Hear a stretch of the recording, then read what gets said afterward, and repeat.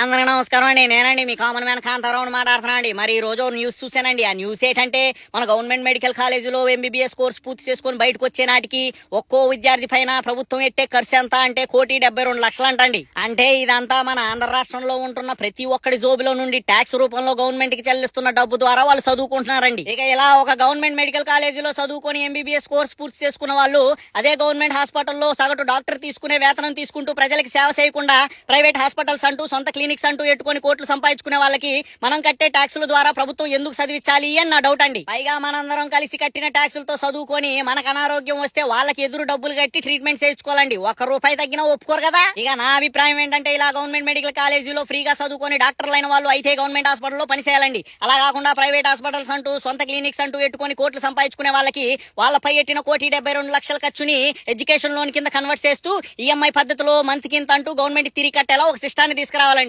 అప్పుడు ఇక వచ్చే డబ్బుతో గవర్నమెంట్ మరికొంత విద్యార్థుల్ని చదివించేందుకు ఉపయోగపడుతుందని నా అభిప్రాయం అండి. మరి నా అభిప్రాయంపై మీ స్పందన ఏంటో కామెంట్స్ లో మెన్షన్ చేయండి. ఉంటాండి మరి.